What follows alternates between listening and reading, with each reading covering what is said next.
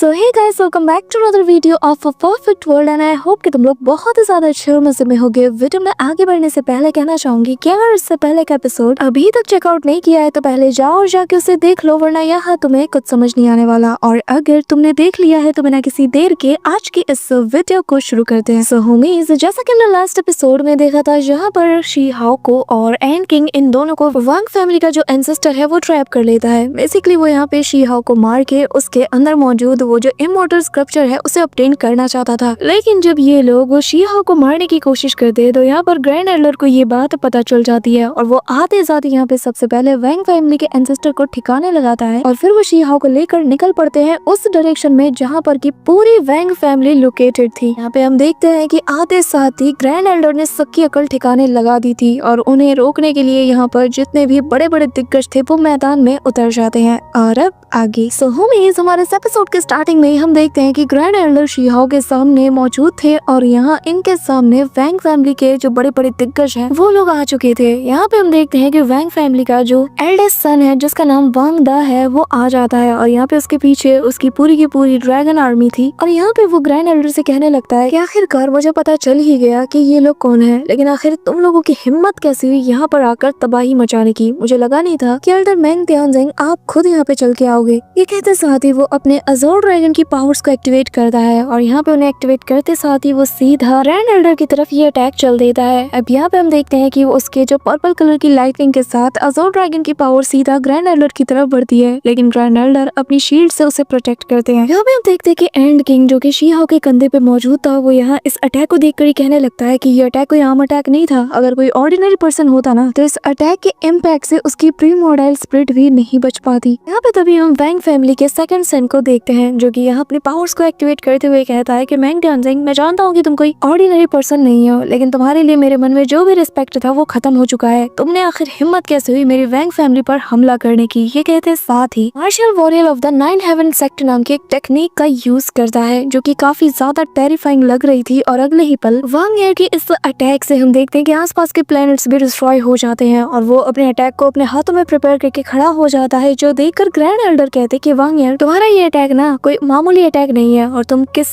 हद तक केपेबल हो ये भी मैं बहुत अच्छे से जानता हूँ। तुम्हारी ये मचाल कि तुम यहाँ मुझे चैलेंज कर रहे हो, हाँ मेरी पावर्स और मेरी लिमिट्स को तुम यहाँ ट्राई करना चाहते हो। हाँ, यहाँ पे उसकी बातों को सुन के दोनों भाई और ज्यादा एरोगेंट बन जाते हैं। यहाँ पर जो एल्डेस्ट सन है वांग फैमिली का वो कहने लगता है कि भले ही आप कितने मर्जी स्ट्रॉन्ग क्यों ना हो, लेकिन आपका एक जमाना था जो कि अब जा चुका है। आपने यहाँ पे आके बिल्कुल भी अच्छा नहीं किया और तो और आपने मेरी वांग फैमिली को ऑफेंड किया है। आखिर मैं आपको कैसे जाने दे सकता हूँ? मैं तो खुद काफी अरसे से आपसे फाइट करना चाहता था और आज आप खुद मेरे दरवाजे पे चल के आ गए हो। ये कहते साथ ही वो अपने ड्रैगन को सीधा ग्रैंड एल्डर की तरफ बढ़ा देता है। ये देखकर ग्रैंड एल्डर भी चुप नहीं बैठते, वो इमीडिएटली उस पर एक थंडर अटैक करते हैं जिससे वो ड्रैगन तो डिसअपीयर हो जाता है, लेकिन यहाँ पर जो एल्डेस्ट सन है वो उन पे अटैक करता है, जो देखकर ग्रैंड एल्डर भी अपने हाथों में स्पिरिचुअल एनर्जी को गैदर करते हैं और उसकी तरफ थ्रो कर देते हैं। पर वो इस इम्पैक्ट से भी बचकर सीधा एक पंच अटैक ग्रैंड एल्डर की तरफ थ्रो करता है। अब यहाँ पे ये देखकर ग्रैंड एल्डर की सटक जाती है, वो उस पर इतना जोरदार अटैक करता है कि ये काफी दूर जा गिरता है, पर वो फिर भी हार नहीं मानता। वो वापस से ग्रैंड एल्डर की तरफ अटैक को आता है और यहाँ पे अपनी थंडर एनर्जी को गैदर करते हुए उनकी तरफ एक पावरफुल अटैक करता है, जिसे देखकर ग्रैंड एल्डर की डिवाइन आईज ओपन होती है। यहाँ पे वो अपने हाथों में इतनी मिस्टीरियस सी और टेरिफाइंग एनर्जी को गैदर करते हैं कि यहाँ पे सेकंड्स में उसके अटैक को वो ब्लॉक कर लेते हैं। और ये नजारा देखकर जो एल्डेस्ट सन था वो भी काफी ज्यादा शॉक्ड हो जाता है कि यार इतनी ताकत मेरी सुप्रीम टेक्निक के आगे भी ये खड़े रह गए। अब यहाँ पे ग्रैंड एल्डर की बारी थी, वो यहाँ अपनी पावर की बजाय एल्डेस्ट सन की पावर का ही यूज करता है और रिवर्स उस पे यूज करता है, जिसके चलते यहाँ पे एनर्जी का एक बहुत बड़ा एक्सप्लोजन होता है और ये इम्पैक्ट इतना ज्यादा था कि आसपास के प्लैनेट्स भी डिस्ट्रॉय होने लगते हैं। शी हाओ भी देख के हैरान था, लेकिन अगले ही पल यहाँ पे हम देखते हैं कि एल्डेस्ट सन इससे भी सर्वाइव कर जाता है। वो यहाँ पे एक प्लैनेटरी लेवल के अटैक को प्रिपेयर करता है। इस दौरान उसकी नजर शी हाओ पे जाती है तो वो अपना टारगेट उसे चुनता है। यहाँ पे उस बड़े से प्लैनेट को अपने ड्रैगन के साथ वो सीधा शी हाओ की तरफ थ्रो करता है। ये देख कर जो ग्रैंड एल्डर है उनकी सटक जाती कि तेरी इतनी हिम्मत तुम मेरे डायरेक्ट डिसाइपल को प्रोवोक करे। हाँ, सबसे पहले तो वो उस ड्रैगन को ठिकाने लगाता है, फिर अपनी डिवाइन बॉडी को यहाँ पे एक्टिवेट करते हैं और भाई उसका फॉर्म इतना बड़ा होता है कि अगले ही पल वो घुमा के एक थप्पड़ सीधा वांग फैमिली के एल्डेस्ट सन पे जड़ देता है। जो थप्पड़ की आवाज आती है ना, सुन के मजा आ जाता है। यहाँ पे अगले ही पल इसकी अकल ठिकाने लग चुकी थी। अपने गाल पे हाथ रख के कहने लगता है कि ठीक है, इस लड़की की वजह से आपने मुझे प्रोवोक किया, हाँ, तो इसे जरा ठीक से रखना। कि तभी हम वैंग फैमिली के सेकंड सन को देखते हैं, जो कि कहने लगता है कि भले ही तुम कितने मर्जी स्ट्रॉन्ग क्यों ना हो, लेकिन हमारे भी भाइयों की तादाद 9 है, तो हम 9 मिलकर तुम्हें ठिकाने लगा सकते हैं। ये कहते साथ ही सभी लोग अपने ड्रैगन्स को यहाँ पे समन करते हैं और एक पावरफुल मिस्ट अटैक सीधा यहाँ पे ग्रैंड एल्डर की तरफ ये लोग कर देते हैं। ग्रैंड एल्डर को भी किसी की परवाह नहीं थी, वो अपनी पावर्स को एक्टिवेट करके इनके अटैक्स को पूरी तरीके से नाकाम कर देता है। गोल्डन कलर की एनर्जी इनकी बॉडी से रिवील होती है और जिसमें एक लॉ था, यानी कि पावर ऑफ लॉ, जो कि इनकी वॉइस से भी नजर आ रही थी। और वो कहने लगते हैं कि तुम लोग हमेशा हमेशा गलत का ही साथ देते हो, लेकिन आज मैं तुम लोगों को ठिकाने लगा के रहूंगा। कि तभी यहाँ पर एक ब्लू कलर की रोशनी तेजी से इमिट होती है, जो कि सीधा आसमानों से जा टकराती है और यहाँ सभी लोगों को रुकने का ऑर्डर दिया जाता है। और हम देखते हैं कि ये और कोई नहीं बल्कि जो वैंग फैमिली के वैंग चैंगसन है, उनकी आवाज होती है। और यहाँ पे वो सभी से कहने लगते हैं कि वैंग तेनजिंग, तुम्हें मुझसे ही मिलना था, तो इतनी तोड़फोड़ करने की जरूरत नहीं थी। अब यहाँ पे वो सभी से कहने लगते हैं कि उसे अंदर आने दो। अब यहाँ पे शी-हो और एंड किंग कहने लगते हैं कि इसकी आवाज में ही कितना ज्यादा प्रेशर है। अब ये लोग जब अंदर जाते हैं तो एंड किंग कहता है कि यार क्या हमारा सच में अंदर जाना जरूरी है। यहाँ पे ग्रैंड एल्डर ये भी समझ चुके थे कि जो वांग चैंगशेंग है ये कभी सेकुलेशन में गया ही नहीं था। यहाँ पर जैसे शी-हो और ग्रैंड एल्डर एंटर करते हैं तो वो पाते हैं कि इमॉर्टल एरा की जो आर्टिफैक्ट्स हैं वो यहाँ अभी भी प्रिजर्व करके रखे गए हैं और जिन्हें की अब तक छुआ तक नहीं गया। ग्रैंड एल्डर बताने लगते हैं कि हाँ, इमॉर्टल दाव पैटर्न से इन्हें, या फिर मैं ये कहूँ कि इनके स्ट्रक्चर को इनग्रेव्ड किया गया है। ये सभी लोग मिलकर यहाँ पर एक बहुत ही पावरफुल डिस्ट्रक्टिव फॉर्मेशन को फॉर्म करते हैं। वो जो माउंटेन और जो तुम पैलेस को देख रहे हो ये असल में फॉर्मेशन फ्लैग्स हैं और ये सारी ताकत मिलकर यहाँ पर एक ऐसे फॉर्मेशन को बनाती है जिसके चलते यहाँ पर ये लोग सुख शांति के साथ रह पा रहे हैं। किसी आउटसाइडर के लिए इस फॉर्मेशन के चलते ना यहाँ पे इन्वेड कर पाना बहुत मुश्किल है। इसी के साथ यहाँ पे वो बताते हैं कि जितने भी प्रीमोर्टाइल बीस्ट हैं जो कि विलुप्त हो चुके हैं वो भी यहाँ पर तुम्हें मिल जाएंगे। साथ ही हम यहाँ पर एक एंशिएंट एप को देखते हैं जो कि प्रीमोर्टाइल अर्थ बॉर्न बीइंग में से एक है। ग्रैंड एल्डर बताने लगते हैं कि यहाँ पर ये जो बीस्ट तुम देख रहे हो ना, ये असल में यहाँ के पालतू की तरह है जो कि यहाँ पे गार्ड डॉग की पोजीशन में काम करते हैं। तो अब जरा अंदाजा लगाओ जिनका डिफेंस इतना तगड़ा हो यहाँ पे अंदर कितना पावरफुल इंसान मौजूद होगा। पर ग्रैंड एल्डर कहने लगते हैं कि आखिर ये सारी चीजें ये अब मुझे क्यों दिखा रहे हैं, क्या वो अपनी ताकत का नमूना मुझे दिखाना चाहते हैं। अब शी-हो ग्रैंड एल्डर से कहने लगते हैं कि फिर तो देखने से ऐसा लग रहा है कि हम सभी लोग दुश्मन के इलाके में ट्रैप हो गए हैं, क्या आपको इस बात की फिक्र नहीं। ग्रैंड एल्डर बताते हैं कि अब जबकि अंदर आ ही चुके हैं तो चलो देखते हैं कि बात करके कौन सा हल निकलता है, वरना हमें तो दूसरा रास्ता पता ही है। इसी के साथ ये लोग एंटर हो जाते हैं जहाँ पे हम देखते हैं कि बड़े बड़े ड्रैगन्स के साथ साथ बहुत बड़े बड़े बीस्ट इनके स्वागत के लिए खड़े थे। साथ ही यहाँ पर जो वांग फैमिली के 8 बच्चे थे वो भी इनके रास्ते में खड़े थे। तभी यहाँ पर एंड किंग मजाक करता है कि सोचो अगर पहले वाले लड़के को वांग द फर्स्ट कहते हैं तो फिर 8वें को क्या कहा जाएगा। यहाँ पे हम देखते हैं कि ये जो 9 बंदे खड़े थे ये लोग बहुत बुरी तरीके से इन्हें घूरे जा रहे थे और शी-हो कहने लगता है कि ये लोग ऐसे हैं कि जैसे 9 के 9 ड्रैगन्स मेरे सामने खड़े हों। जितने ज्यादा यंगर वर्जन की तरफ मैं जाऊँ उतना ही खतरनाक इनका पावर और भी है। यहाँ पे वो जब 9वें सन की तरफ अपनी नजरें दौड़ाता है तो यहाँ पर उसका चेहरा मिस वैंगशी से काफी ज्यादा सिमिलर था। वो उसे देखकर कहने भी लगता है कि इसके ऊपर तो मुझे बिल्कुल भी भरोसा नहीं। इसी दौरान इनमें से एक भाई इनका कहने लगता है कि एल्डर मिंग, माना आप बहुत ही ज्यादा पावरफुल है, आपकी ताकत को भी एडमायर किया जाना चाहिए, लेकिन आपका वक्त जा चुका है। अब ये जमाना नए ओवरलॉर्ड्स की है। आप समझ रहे ना मैं क्या कह रहा हूँ। यहाँ पे इनकी बकवास सुनकर ग्रैंड एल्डर कहने लगते हैं कि वांग चैंगशेन, आखिर तुम कब तक छुपे रहोगे, मैं इनकी बकवास सुन सुन के तंग आ चुका हूँ। यहाँ पे हम देखते हैं कि ये बात कहना ही था कि तभी यहाँ पे तेज रोशनी इमिट होती है जिसके चलते शी-हो अपना चेहरा भी छिपा लेता है क्योंकि बहुत ही पावरफुल इसका इम्पैक्ट था। और यहाँ वांग चैंगशेन कहने लगता है कि अगर यहाँ पर मैंग तेनजिन खुद से आता ना तो मैं खुद को रिवील करता, लेकिन तुम तो यहाँ पर अपनी बस एक स्प्लिट बॉडी के साथ आए हो। क्या तुम्हें नहीं लगता कि तुम्हें एटलीस्ट अपनी ट्रू बॉडी के साथ यहाँ पर आना चाहिए था अगर तुम मुझे देखना चाहते हो। अब यहाँ पे हम देखते हैं कि वैंग फैमिली के ये जो 9 सन्स है इन्हें जब पता चलता है ना कि ये बस एक स्प्लिट बॉडी है तो इनकी हालत खराब हो जाती है। कि तभी यहाँ पर वांग चैंगशेन की ट्रू बॉडी भी आ जाती है जो कि कहने लगता है कि इतने टाइम बाद पुराने दोस्त से मिलकर काफी अच्छा लग रहा है। वांग चैंगशेन काफी ज्यादा यंग होता है। ये देखकर शी-हो भी हैरान था और कहता है कि ये तो काफी ज्यादा यंग है। एंड किंग कहता है कि वही तो, देख के कोई कहेगा नहीं कि ये 9 बेटों का बाप है। अब यहाँ भी उसे इतना यंग देखकर ग्रैंड एल्डर कहने लगते हैं कि ऐसा लग रहा है कि जिस स्पीड के साथ तुम रिवर्स एजिंग कर रहे हो ना तो आने वाले 1 मिलियन ईयर में तुम एक बच्चे में बदल जाओगे। वांग चैंगशेन कहता है कि मैं क्या करूँ, लगता है कि तुमने अपनी जिंदगी को बहुत ज्यादा थका लिया है, इसी वजह से तुम इतना ज्यादा एजिंग कर गए हो। लेकिन मेरी बात अलग है, मेरी जिंदगी में लाइफ एंड डेथ वाली क्राइसिस कभी आई नहीं कि मुझे अपनी ट्रू पावर का यूज करना पड़े या अपनी कल्टीवेशन को बर्न करके या अपनी लाइफ फोर्स को बर्न करके मुझे खुद को बचाना पड़े। इसी के साथ ही ये लोग बातचीत करने लगते हैं और यहाँ पे जो वांग चैंगशेन है वो बता बताने लगता है कि बहुत ही जल्द एक ऐसा वक्त आने वाला है इमॉर्टल एसेंस पूरी तरीके से वैनिश हो जाएगा। यहाँ तक कि इतना कठिन हो जाएगा ना वो वक्त कि जो मोस्ट पावरफुल कल्टिवेटर्स हैं उन्हें भी 10,000 वर्ल्ड में जीने के लिए बहुत ज्यादा स्ट्रगल करना होगा। तब एक सिंगल पेयरलेस जीनियस को रेस करने के लिए हमें लाखों सालों की जो अपॉर्चुनिटीज हैं उन्हें बर्न करना होगा। जो कमजोर होंगे उनके लिए उस रियलम तक सोचने का वक्त तक नहीं होगा। वो लोग पूरी जिंदगी भी लगा लें तो भी उस रियलम तक कभी नहीं पहुंच पाएंगे। और सोचो अगर मैं उस एरा में जन्मा होता तो शायद मैं पूरी तरीके से मिट चुका होता और शायद मैं मजबूर हो जाता अपनी ट्रू सेकंड लाइफ को अचीव करने के लिए। और वाकई में अगर ऐसा हो तो आज मैं जिस मुकाम में हूँ मैं शायद कभी पहुंच ही ना पाऊँ। मैं बस तुमसे इतना कहना चाहता हूँ कि मेरे दोस्त हमें साथ मिलकर काम करना चाहिए, क्योंकि वो क्लाइमेटीज जो कि फ्यूचर में हमारा सामना करेगी वो बहुत बड़ी है। लेकिन तुमने क्या किया, तुमने एक सिंगल लड़के के लिए मेरी इस वैंग फैमिली पे आ गई, चढ़ाई कर दी और मेरे खिलाफ खड़े हो गए। हाँ, ये कहते साथ ही वो अपने ड्रैगन फॉर्म को भी एक्टिवेट करता है। ग्रैंड एल्डर कहता है कि पूरी दुनिया जानती है कि ये मेरा इकलौता आखिरी डिसाइपल है, यानी कि मेरा डिसेंडेंट के तौर पर तुम इसे समझ सकते हो। बिल्कुल वैसे ही जैसे कि तुम्हारे ये 9 बच्चे तुम्हें प्रिय हैं, वैसे ही बिल्कुल ये भी। तो मुझे बताओ, अगर पूरे दुनिया को ये बात पता हो लेकिन फिर भी कोई तुम्हारे इन 9 ड्रैगन्स को हर्ट करने की कोशिश करे तो तुम क्या करोगे। इसी के साथ दोनों अपनी पावर की ऑरा को रिलीज करते हैं। दोनों की ऑरा आपस में क्लैश करती है और यहाँ पे शियो इनकी बातों को सुनकर कहता है कि अगर मैं फ्यूचर में कभी भी और ज्यादा ऊंचाई को अचीव करता हूँ ना तो मैं ग्रैंड एल्डर की इस इच्छा को फॉलो करता रहूंगा कि हमारे इस लैंड को फॉर्जन एनिमी से बचा के रखना है। अब यहाँ पे हम देखते हैं कि जो वैंग चैंगशेंग है वो अपने बाकी के बेटों को भी काम में लगा देता है, जो कि यहाँ पे शिहो और ग्रैंड एल्डर इन्हें घेर के खड़े हो जाते हैं। और यहाँ पे वो कहने लगता है कि तुम चाहते हो कि मैं यहाँ पे एक्सप्लेनेशन दूं, हाँ तुम्हारी इतनी हिम्मत कि मेरे घर में आकर मेरे सामने खड़े होकर मुझसे जवाब मांगो। अब ये सुनते साथ ही ग्रैंड एल्डर 10 रियलम डायग्राम को एक्टिवेट करते हैं और कहने लगते हैं कि अब जबकि तुम जवाब नहीं देना चाहते तो ठीक है, फिर अब हमारी ताकत यहाँ पे बात करेगी। यहाँ पे हम देखते हैं कि उनके पावर के इम्पैक्ट से ही इसके 9 बेटे जो थे वो इमीडिएटली इंजर्ड हो जाते हैं। अब यहाँ पे जो बड़ा बेटा था वो कहने लगता है कि फादर मुझे अलाउ कीजिए, मैं इसके साथ डुअल करना चाहता हूँ। जिसपे फैंग चैंगशेंग उसे बताता है कि अपनी हैसियत देख के बात किया करो, तुम्हारा बाप इससे लड़ चुका है लेकिन हमेशा ड्रॉ रहा है और तुम लड़ना चाहते हो। इसी के साथ वो यहाँ पर अपने बच्चों से कहता है कि इस बार मैं हार नहीं सकता। तो वो सभी से कहता है कि हमारी फॉर्मेशन और एंसेस्ट्रल वेपन को रेडी कर लो, बाप बेटे मिल के इस पे हमला करेंगे। यहाँ पे ये कहते साथ ही वो अपने एंसेस्ट्रल वेपन जिसका नाम अज़ोर ड्रैगन स्पेयर है उसे अपने पास बुलाता है और कहता है कि अब इन दोनों के पास यहाँ से एस्केप करने का कोई रास्ता नहीं। इसी के साथ इसकी आंखों में फुल क्लियर इंटेंट भी होता है, जिसे देख कर शिहो कहने लगता है ये कितनी ज्यादा स्ट्रेंज बात है। और फिर वो मिस वैंगशी को याद करते हुए कहता है कि जो पैसिफाइंग क्योटिक आर्ट टेक्निक है वो असल में सुप्रीम स्वॉर्ड दाव है, आखिर इनका एंसेस्ट्रल वेपन एक हालबर्ड कैसे हो सकता है। ऐसे दौरान यहाँ पे वैंग फैमिली के जितने भी बच्चे थे यानी कि वही 9 ड्रैगन्स, वो सभी आपस में अपनी पावर्स को कंबाइन करते हुए कहते हैं कि चाहे जो हो जाए हमारी वैंग फैमिली की जो डिग्निटी है ये कभी भी कम नहीं होनी चाहिए, हमें हर हाल में इसे हराना ही होगा और अपने फादर का साथ देना होगा। यहाँ पे हम देखते हैं कि सभी की पावर्स आपस में कंबाइन होकर एक पावरफुल एनर्जी को रिलीज करती है जो कि सीधा आसमानों से जा टकराती है और यहाँ पे एक फॉर्मेशन का शेप लेने लगती है। ये देखकर ग्रैंड एल्डर भी अपने उसी 10 डायग्राम वाले स्क्रोल की पावर्स को एक्टिवेट करते हैं और यहाँ हम देखते हैं कि उसका सामना 9 हॉर्न मैजिक फॉर्मेशन से हो जाता है। यहाँ पे वांग चैंगशेंग भी अपनी स्पेयर को सीधा उसकी तरफ दे मारता है। अब यहाँ पे 10 लोगों को एक के अगेंस्ट देखकर एंड किंग को गुस्सा आता है, पर तभी ग्रैंड एल्डर भी किसी से कम नहीं थे। वो उस अटैक को अपनी तरफ आगे आता हुआ देखकर इमॉर्टल किंग की जो क्रॉप्स रैपिंग क्लॉथ था उसे एक्टिवेट करते हैं और यहाँ इसके अंदर इमॉर्टल किंग के ट्रू एसेंस का ब्लड भी मिला हुआ था। यहाँ पे इस बैनर को देखते साथ ही जो वैंग चैंगशेंग है वो भी थोड़ी देर के लिए शॉक था और वो कहने लगता है कि यकीन नहीं होता कि शू फैमिली ने अपना इतना पावरफुल ट्रेजर तुम्हें दे दिया। क्या उन्हें डर नहीं कि अगर वो इतना पावरफुल ट्रेजर किसी को दे देंगे तो कोई इस मौके का फायदा उठाकर उन पे अटैक कर सकता है। अब यहाँ पे हम देखते हैं कि इस बैनर की ताकत से ना तो ये जो 9 बच्चे थे ये बिल्कुल हवा में मच्छरों की तरह जमीन पे जा गिरते हैं। ग्रैंड एल्डर इस बैनर की खासियत यहाँ पे शिहो को बताने लगते हैं कि इमॉर्टल एंशिएंट एरा में एक बार एक बंदा था जिसने कि इस बैनर का यूज किया था और इस बैटल बैनर के चलते उन्होंने काउंटलेस जीनियस को फॉर्जन रियलम के अगेंस्ट उस बैटल में लीड किया था। यहाँ तक कि जब बैटल खत्म हुआ तो 2 इमॉर्टल किंग की बॉडी इसमें लिपट कर वापस आई थी। अब हम वैंग फैमिली के पैट्रिया को देखते हैं जो कि कहने लगता है कि एक मामूली से कपड़े के बारे में इतना ज्यादा खास बात क्या है। ये सुनकर ग्रैंड एल्डर को बहुत ही ज्यादा गुस्सा आता है। वो यहाँ पर किलिंग इंटेंट के साथ उसे देखते हुए कहने लगता है कि वाकई में तुमने इस सवाल के साथ साबित कर दिया कि जो वैंग फैमिली है उसे फॉर्जन रियलम के साथ होने वाली इस बैटल में कोई इंटरेस्ट नहीं। यहाँ तक कि तुम लोगों को ये भी नहीं पता कि इस एंशिएंट रेलिक का क्या इतिहास है। तुम तो इस बैनर को बिल्कुल भी सीरियस नहीं लेते हैं ना। इसी के साथ हमें बताया जाता है कि जो ट्रू इमॉर्टल किंग्स की बॉडी इसमें लिपट के आई थी, जिनके ब्लड का एसेंस इसमें ऐड है, वो उनमें से एक है एंडलेस इमॉर्टल किंग और दूसरा है रीइंकार्नेशन इमॉर्टल किंग। अब यहाँ पे इस बैटल बैनर को देखते साथ साथ ही जो वैंग चैंगशेंग है वो रुक जाता है और कहता है कि मैं इस बैनर की सच में बहुत ज्यादा रिस्पेक्ट करता हूँ, इसीलिए मैं आज के इस मामले को रफा दफा करना चाहता हूँ। उसकी ये बात सुनकर ग्रैंड एल्डर बहुत जोर जोर से हंसते हैं और कहने लगते हैं कि ये बात कह के ना तुमने बस यहाँ पे अपना मजाक बनाया है, क्या मैं नहीं जानता कि वैंग फैमिली के ट्रू इंटेंशन क्या है। और दूसरी बात, भूल जाऊँ, हाँ भूल जाऊँ, आखिर तुम्हें यह हक दिया किसने कि तुम यहाँ डिसाइड करोगे। आज मैं यहाँ डिसाइड करूंगा कि मुझे क्या करना है। अब उनकी आंखों में किलिंग इंटेंट देखकर वांग चैंगशेंग कहता है कि आखिर तुम क्या चाहते हो, जिसपे वो बताता है कि बहुत आसान है, मैं चाहता हूँ कि तुम अपने इन बेलगाम लोगों की लगाम को कसो और तुम्हारे ये जो 9 डिसेंडेंट हैं, यानी कि तुम्हारे ये जो 9 बच्चे हैं ना, इनसे कस्में खिलवाओ कि आगे से ये कभी भी हुआंग को टारगेट नहीं करेंगे। यहाँ पे उसकी बात सुनकर वांग चैंगशेंग कहता है कि क्यों ना हम इसको ऐसे कागजी तौर पर हल कर लें, हम एक अपॉलॉजी लेटर को शो करा देंगे, बस वो काफी होगा। ये सुनकर ग्रैंड एल्डर को गुस्सा आता है और वो कहता है कि अच्छा, मैं यहाँ पे खुद चल के आया हूँ और तुम्हें ये लगता है कि मैं तुम्हारी बात मानूंगा। कि तभी यहाँ पे जो एल्डेस्ट सन होता है वो कहने लगता है कि एक मामूली से कीड़े के लिए आप इस हद तक कैसे जा सकते हैं, आप यहाँ पे जानबूझ के आए और अब आप हमारे फादर पे प्रेशर बना रहे हैं कि वो ओथ ले। हाँ, अब ये सुनकर ग्रैंड एल्डर को बहुत गुस्सा आता है, वो इमीडिएटली अपनी पावर की औरत से उसे दूर पटक देता है और कहने लगता है कि बच्चे, अभी उम्र से ज्यादा फुदकना नहीं चाहिए, तुम्हें पता होना चाहिए कि तुम क्या चीज हो। रही बात हुआंग की, तो तुम लोग इसके आगे कुछ भी नहीं, वो मेरा डायरेक्ट डिसाइपल है, बिल्कुल उसी तरीके से जैसे कि तुम वांग चैंगशेंग के डिसेंडेंट्स हो। ये कहते साथ ही वो अपनी पावर्स को एक्टिवेट करता है, सब पे प्रेशर डालते हुए कहता है कि मैं आज यहाँ पे कसम खाता हूँ, अगर दोबारा वांग फैमिली के किसी भी बंदे या किसी भी मेंबर ने हुआंग को परेशान किया तो मैं उस बदले की शुरुआत 9 ड्रैगन से करूंगा, एक एक करके मैं सभी को मार दूंगा। यहाँ पे उसकी बात सुनकर वांग चैंगशेंग कहने लगता है कि ठीक है, पहले हम दोनों फाइट करते हैं, जो भी हारेगा उसके मन मुताबिक चीजें होंगी। तभी ग्रैंड एल्डर कहता है कि हुआंग बताओ आखिर तुम्हें और क्या हर्ज आना चाहिए। जिस पर शीहाओ बताता है कि मैं उस पेसिफाइंग केओस आर्ट को सीखना चाहता हूँ। सुनकर 9 ड्रैगन्स यानी कि वो जो 9 बच्चे थे, इनकी तो सटक जाती है और वो कहते हैं कि यार तुम्हारी इतनी हिम्मत, तुम हमारे क्लाइंट की सुप्रीम टेक्निक को सीखना चाहते हो। यहाँ पे ग्रैंड एल्डर भी शीहाओ से कहते हैं कि ये तो नामुमकिन है, तुम उनकी फैमिली की जो उनकी पर्सनल ट्रेजर है उसे सीखना चाहते हो, इसमें तो मैं भी कुछ नहीं कर सकता। लेकिन हाँ, ये कैसा रहेगा कि मैं बदले में तुम्हें कुछ प्रीशियस पर्पल मेंशन और हर्ब्स और इमॉर्टल मेडिसिन्स दूं। शीहाओ इस पे मान जाता है और अब हम देखते हैं कि वांग चैंगशेंग और ग्रैंड एल्डर ये दोनों आपस में बैटल करना शुरू कर देते हैं। यहाँ पे इनके अटैक की वजह से जो इनके फॉर्मेशन का हिस्सा था, यानी कि जो बड़ी बड़ी बिल्डिंग्स थी जो कि असल में इमॉर्टल ट्रेजर्स है, वो यहाँ पे डिस्ट्रॉय होने लगती हैं। कि देखकर वो लोग भी कहते हैं कि आखिर हमारे फादर उस पेसिफाइंग केओस आर्ट को यूज क्यों नहीं कर रहे, ऐसे तो ये जगह पूरी तरीके से डिस्ट्रॉय हो जाएगी। यहाँ पे उनका एक भाई कहता है कि असल में तुम लोग देख नहीं पा रहे हो, ये लोग एंशिएंट इमॉर्टल ट्रेजर के जरिए से ही फाइट कर रहे हैं, बस हमें नजर नहीं आ रहा। लेकिन उसके इम्पैक्ट के चलते यहाँ पर जो हमारा इतने सालों पुराना फॉर्मेशन है और जो भी ट्रेजर्स लगी हुई है वो उसके इम्पैक्ट की वजह से डिस्ट्रॉय हो रही है। फादर ने तो सिंगल मूव में ही 10,000 बीस्ट की पावर्स का भी किलिंग इंटेंट के साथ यूज किया है। अब इन दोनों के बीच में बहुत ही जबरदस्त बैटल चल रही थी कि वैंग चैंगशेंग एक ब्लैक होल से ग्रैंड एल्डर पे अटैक करता है, ग्रैंड एल्डर भी उससे डॉज कर जाते हैं। यहाँ पे शीहाओ अपनी डिवाइन आइज को एक्टिवेट करते हुए इनके बीच बैटल को और अच्छे से ऑब्जर्व करने लगता है। इसी दौरान यहाँ पे वैंग चैंगशेंग अपने व्हाइट टाइगर बीस्ट से उस पे अटैक करता है, साथ ही वो यहाँ पर अपने यिन और यांग ड्रैगन को भी समन करके उन पे अटैक करवाता है। ये देखकर ग्रैंड एल्डर भी अपनी पावर के जरिए से यहाँ पे फायर फिनिक्स को समन करते हैं, जो कि बहुत से स्पिरिचुअल बॉल से इन पे अटैक करता है, जिसके चलते स्पेस में एक बहुत बड़ा क्रैक ओपन होता है और ये लोग प्लेनेटरी लेवल पे पहुंच जाते हैं, जहाँ पर एक ऐसा स्ट्राइक वांग चैंगशेंग करता है कि जिसे देखकर यहाँ पे उसका बेटा कहने लगता है कि ये तो बहुत ही ज्यादा खतरनाक है। अब यहाँ पे ग्रैंड एल्डर भी अपने एक अटैक उसकी तरफ थ्रो करके उसके स्लैश अटैक को पूरी तरीके से डिस्ट्रॉय कर देते हैं। कि तभी वांग चैंगशेंग अपने हाथों में एनर्जी का ब्लैक होल प्रिपेयर करते हुए उसे हवा में टॉस करते हैं, जिससे बहुत से मल्टीपल एनर्जी बॉल से यहाँ ग्रैंड एल्डर की तरफ बढ़ते हैं। ग्रैंड एल्डर इन्हें डॉज करता है कि तभी यहाँ पर एंड किंग कहता है कि आखिर इनमें से जीत कौन रहा है। अब वैंग फैमिली का एल्डेस्ट सन सभी से कहता है कि चलो हम लोग इस मौके का फायदा उठाकर सबसे पहले इस कीड़े को निपटाते हैं, उसके बाद हम इस बुढ़े को देख लेंगे। अब यहाँ पे ये लोग शीहाओ पे अटैक को जाते हैं, पर शीहाओ कहने लगता है कि तुम लोग को बिल्कुल भी शर्म नहीं आती। हाँ, यहाँ पे इमॉर्टल बैनर मौजूद है, लेकिन फिर भी तुम लोग इतनी घटिया हरकत कर रहे हो। अब यहाँ पे हम देखते हैं कि ये जो बैनर था इनके अटैक से शीहाओ को प्रोटेक्ट कर रहा था। कि तभी एल्डेस्ट सन कहने लगता है कि तुम्हारे जैसे कीड़े के पास ना ये बैनर बिल्कुल भी शोभा नहीं दे रहा। लेकिन तभी हम देखते हैं कि पीछे ग्रैंड एल्डर का फिगर शीहाओ के पीछे अपीयर होता है, जो कि ग्रैंड एल्डर की ही स्पिरिट का ही एक एसेंस था, और यहाँ पे वो मल्टीपल पोर्टल्स को ओपन करता है। ये देखकर एल्डेस्ट सन कहता है कि अच्छा, तो उस बुढ़े ने यहाँ पर अपना एक स्पिरिट का एसेंस भी तुम्हारे लिए छोड़ दिया। हाँ, मानना पड़ेगा, दिमाग बहुत है उसमें। अब यहाँ पे ग्रैंड एल्डर के इस अटैक को शीहाओ अपने अकॉर्डिंग यूज करता है। इन पे वो मल्टीपल फ्लोन से अटैक करता है, जिसके चलते ये लोग खून की उल्टियां करते हैं। अब यहाँ पे एल्डेस्ट सन कहता है कि एक बार ये बुढ़ा मर जाए, मैं भी देखता हूँ कि आखिर तुझे कौन बचाता है। ये कहते साथ ही वो अपने सारे भाइयों से कहता है कि चलो एक साथ मिलकर अटैक करते हैं। सभी लोग अपने ड्रैगन फॉर्म में आ जाते हैं और शी हाओ को वो सभी घेर लेते हैं। ये देखकर शी हाओ भी कहता है कि हाँ देखते हैं कि आज कौन किस पे भारी पड़ता है। यहाँ पे हम देखते हैं कि दोनों पूरी तरीके से जोश में आ चुके थे, अपने पावर्स को एक्टिवेट करते थे और बस